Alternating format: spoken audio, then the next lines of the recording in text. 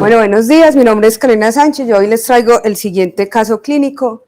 Ella es una mujer de 44 años, tiene un antecedente de una parálisis cerebral que solo le dejó como una secuela un déficit cognitivo leve, y el motivo de consulta es que le dolía mucho la barriga y estaba con las deposiciones con sangre. Ella relata un cuadro clínico de varios meses de evolución consistente en dolor abdominal generalizado tipo cólico, asociado a melenas y también en ocasiones a rectorragia.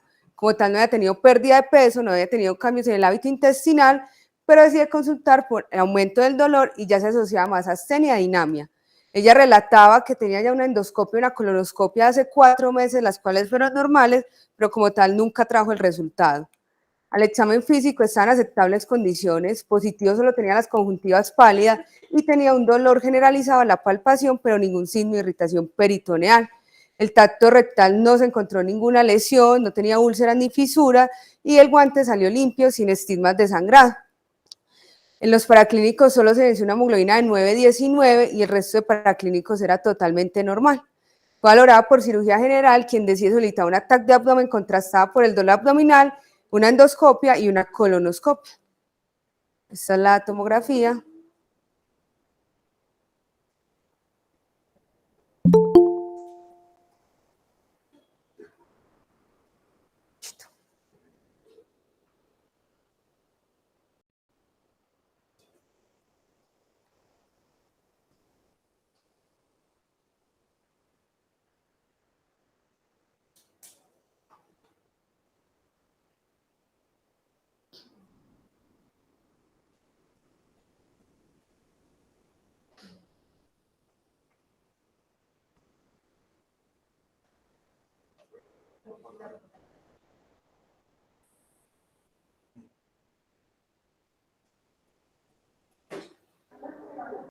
Los R4 que estén ahí, que sean los que empiecen a tirarse a ver qué ven.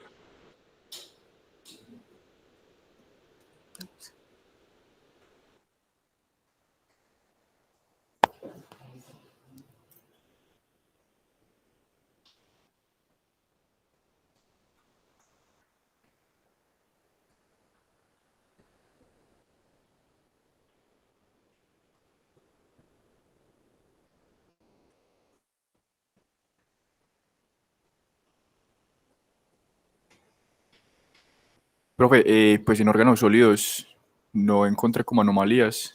En la parte del tracto gastrointestinal solamente veo pues un hallazgo que no es normal como hacia la fosa ilíaca derecha, pero pues no sabría describir. Eso, repítela, porfa.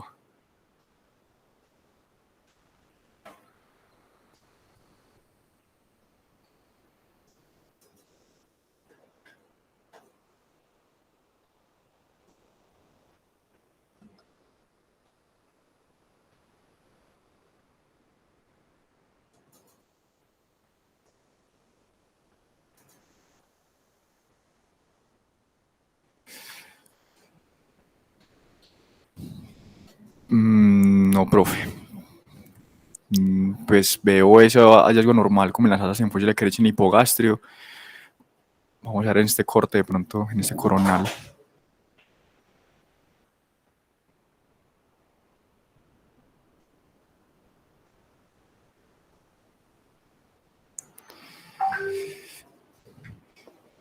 ¿Tienes sagital? No, en conclusión, la TAC fue leída como normal, no tenía ningún hallazgo patológico, la endoscopia digestiva también salió normal, y la colonoscopia reportaba unas hemorroides mixtas pequeñas y resto normal.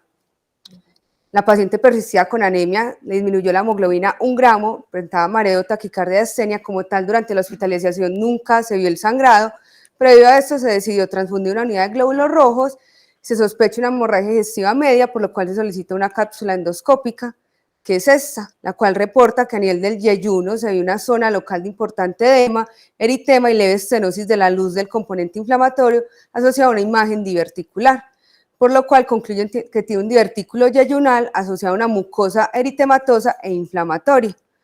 Con este resultado y por la persistencia de la anemia se programa para cirugía, pero en cirugía se encuentra el lipoma de la pared del yeyuno, pero además se encuentra un divertículo de Meckel, el cual se hace una resección en cuña, conservando el borde mesentérico. Este divertículo estaba a 90 centímetros de la válvula ileocecal, también se hizo resección del lipoma y se encontró escaso líquido libre inflamatorio en la cavidad pélvica. Esta es la foto de la cirugía del divertículo que se evidenció. La paciente pues tuvo una buena evolución, posteriormente se vio en consulta externa para revisar la patología. La patología concluye que sí era un divertículo de Meckel y que este está asociada a una mucosa de tipo gástrica y no tenía pues nada más diferente, y el yeyuno sí era también un lipoma. Entonces el caso es de un divertículo de Meckel. Señor. No, dolor abdominal y melenas y después rectorral. Pero nunca en la hospitalización se vio el sangrado, pero sí le bajaba la hemoglobina. Bueno, el divertículo de Meckel es un divertículo congénito que es relativamente común en el ileón, es la malformación congénita más común del tracto gastrointestinal, fue descrita por primera vez por este anatomista alemán llamado Johann Meckel en 1809. La prevalencia es tan baja como un 0.3% hasta un 2.9% y rara vez es sintomática en los adultos. Se habla que la incidencia a lo largo de la vida es hasta un 4% y es más común que genere síntomas en los hombres con una relación 4:1. Esta patología es conocida más por los cirujanos pediátricos, ya que más de la mitad de los pacientes que presentan síntomas y se llevan a cirugía tienen menos de 5 años de edad. ¿Cómo se produce este divertículo? En el embrión está el canal onfalomesentérico, que es el conducto vitelino. Ese se comunica entre el saco vitelino y la luz del intestino delgado medio mientras el feto se está desarrollando. Más o menos en la 6ª semana esto se oblitera y se debe formar como una densa membranita que es el ligamento onfalomesentérico. Esto se debe reabsorber por completo. Cuando esto no ocurre, se forma el divertículo de Meckel al haber una atrofia incompleta del conducto vitelino en el embrión. Es un verdadero divertículo ya que contiene todas las paredes pues, de la mucosa gastrointestinal, y la histología es igual a la del ileón, excepto que esta tiene una característica importante, es que por lo general va a tener tejidos de mucosas ectópicas, como lo tenía la paciente. El principal que se encuentra es el gástrico y el segundo es el pancreático. Entre estos dos son el 97% de las mucosas ectópicas que se encuentran en el divertículo de Meckel. Es importante tener en cuenta esto, ya que por lo general los pacientes que presentan síntomas, hasta un 70%, van a tener mucosas ectópicas en el divertículo. Está ubicado entre 7 a 200 centímetros de la válvula ileocecal con un promedio de 60 centímetros y se dice que es un receso único y ciego en el borde antimesentérico del ileón que queda como en las ramas terminales de la arteria mesentérica superior. La longitud en promedio es de 3 centímetros, pero hay reportes de casos que hablan hasta divertículos de 1 metro de longitud. El diagnóstico por lo general es un hallazgo incidental, ya sea en alguna imagen o intraoperatorio, pero también se puede evidenciar complicaciones hasta un 4 a 7% de los casos. Se podría hacer una ecografía de abdomen que tiene poco valor en el adulto, se sigue utilizándose en los niños, o la tomografía que puede o no ver el divertículo porque se puede confundir con una intestina de la ausencia de alguna complicación. Como tal, la resonancia no tiene cabida todavía en el divertículo de Meckel y dependiendo del síntoma que presente la paciente, se podría abrir como una cápsula endoscópica como la paciente que vimos, que podría ver el divertículo, pero hay casos pues de que no los ven o inclusive puede quedar atrapado en el divertículo la cápsula. Entonces, cuando el divertículo de Meckel es sintomático, hablamos de que tiene una complicación. Las 3 principales complicaciones son diverticulitis con o sin perforación, una obstrucción intestinal o una hemorragia gastrointestinal. Entre estas 3 son el 70-100% de todos los pacientes sintomáticos. Y la edad media de que los pacientes presenten síntomas es 2.8 años. También habla de que pueden presentar tumores, la más común es la metaplasia carcinoide, que está por lo general asociada a la presencia también de mucosa heterotópica. Entonces, los pacientes que presentan diverticulitis por lo general son mayores de 40 años, son más o menos el 58% de los pacientes, y el principal síntoma va a ser dolor abdominal y vómito. Es frecuente en pacientes con enfermedad de Crohn, y a veces podría ser difícil diferenciarlo, ya sea por la clínica o radiológicamente, una diverticulitis del divertículo de Meckel, de una apendicitis. Aquí nos podría llevar la tomografía de abdomen, pero también podría pues dar falsos negativos o positivos. La hemorragia digestiva, al contrario de la diverticulitis, por lo general es en edad menor a 40 años, es el síntoma inicial hasta en un 63% de los pacientes, y es producido por un parche de la mucosa gástrica ectópica que daña la luz intestinal y me produce una úlcera sangrante. Tener la mucosa gástrica ectópica es el factor determinante más significativo para que el paciente tenga una resección quirúrgica por una hemorragia digestiva producida por el divertículo. La principal queja es hematoquesia y anemia ferropénica, y se puede pedir en ocasiones una angiotac o arteriografía cuando el sangrado es oculto o intermitente, y un hallazgo patognomónico de esta enfermedad es que se vea una arteria vitelina saliendo de la arteria mesentérica superior. La obstrucción intestinal es principalmente por una intussuscepción y en segunda causa por una volvulación, está presente hasta en el 40% de los pacientes y el 80% tienen más de 40 años. El principal síntoma de estos pacientes es distensión y vómito, y a veces se puede encontrar una hernia de Litre, que es muy rara, que es cuando en el saco herniario está el divertículo de Meckel. La tomografía tiene alta sensibilidad en obstrucción intestinal. Esto es un paciente que está obstruido por una diverticulitis por el divertículo de Meckel, donde se lleva una resección quirúrgica y se hace una resección más anastomosis.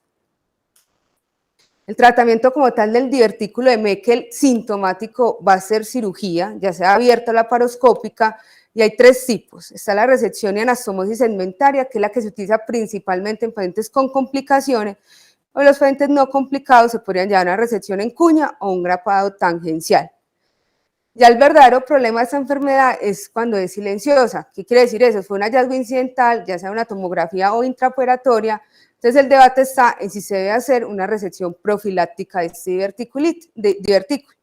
En los niños está claro, siempre se debe hacer la resección profiláctica, pero hay debate en los adultos. Los que están en contra dicen que la incidencia de complicaciones es muy baja en los adultos, que las complicaciones posoperatorias es más alta que dejar el divertículo en su lugar y que como tal no va a aumentar dejarlo las complicaciones tardías.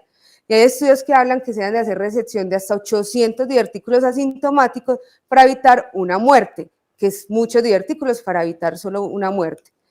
También los que están a favor dicen que la mortalidad quirúrgica es mucho mayor para la resección terapéutica versus la profiláctica, un 12% versus un 2%, y hablan de que estos pacientes tienen mayor riesgo de generar un cáncer de ilio.